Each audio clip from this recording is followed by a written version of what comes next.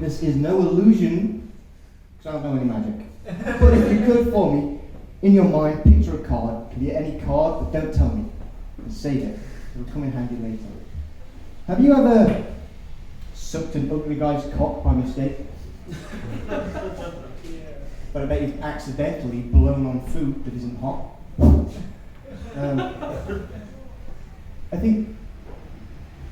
I don't know what I want until I see it. I'm sure many of you are the same. Which makes an absolute nightmare looking for pornography.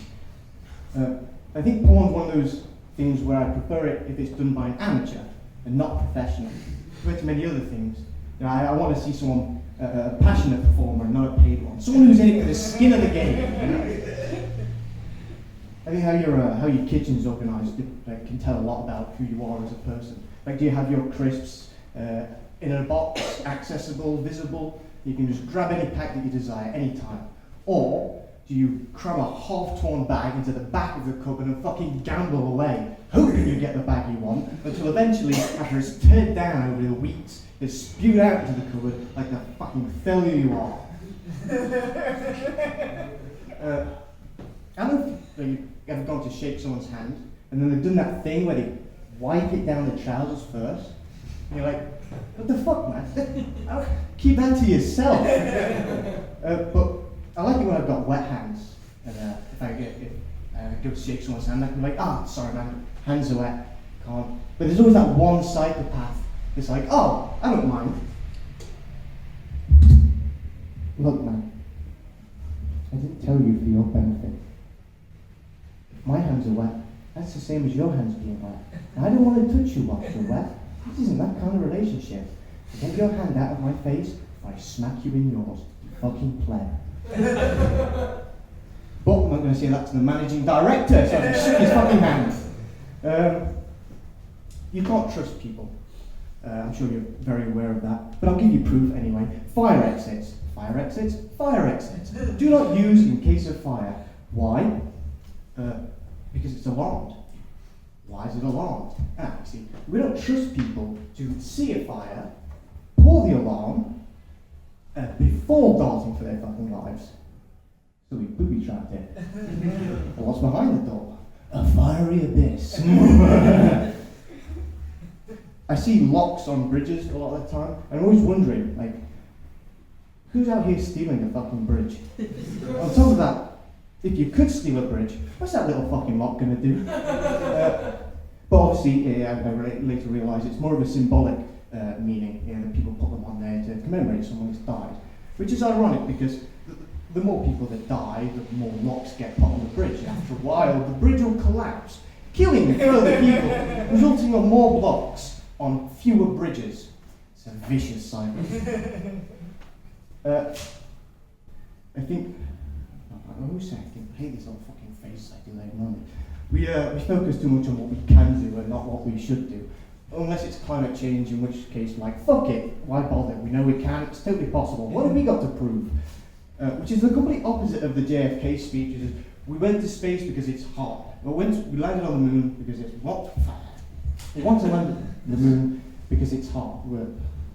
It's a famous speech. We wanted to land on the moon because it's hard, not because it's easy, whatever. Anyway, but it's not hard, is it? You want proof? If a court would like to turn their attention to Exhibit A, we landed on the actual fucking moon. Right? If you want a hard problem to solve, turn your attention to like world hunger, or homelessness, sexism, racism, domestic and child abuse. I'd like to see a country plant their flag in one of those. It'd be a lot harder to disprove, but there are people out there that don't believe in the Holocaust or slavery, which is much like thinking, no, of course I don't believe that the moon landing was fake, because how can you land on something that doesn't exist? The moon is a satellite that is used to control the weather, which, is kind of true, but everything sounds crazy when you're crazy. The sun is controlled by the government to control when you sleep. But, someone's got to do it, and at least they're being consistent with it.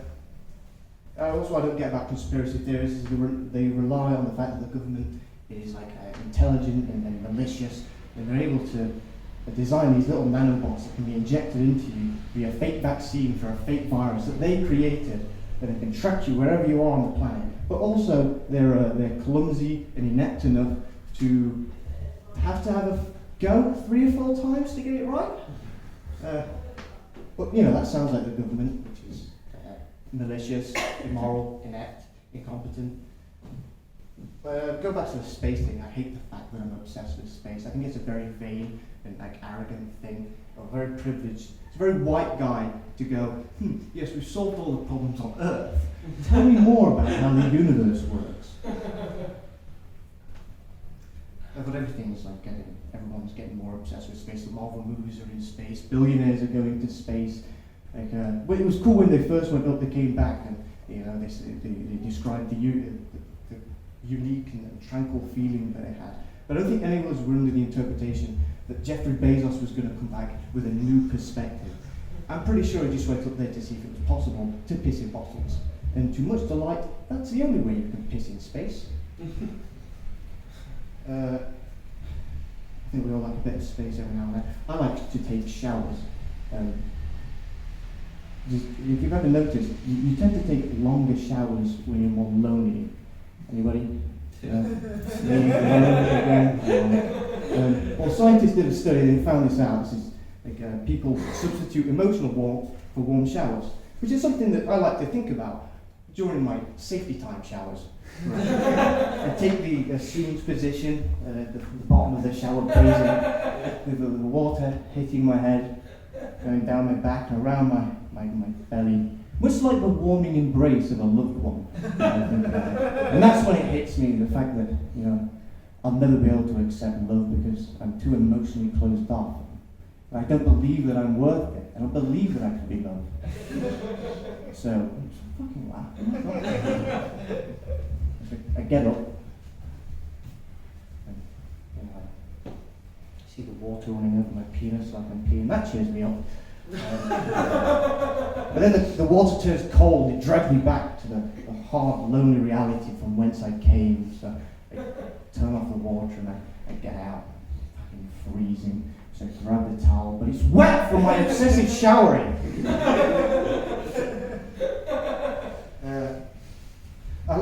I hate some metaphors. They're very contradictory of either themselves or other ones. Like, for example, the best things in life are free, but also nothing in life is free. Therefore, we're left to presume that everything in life is terrible, equally so.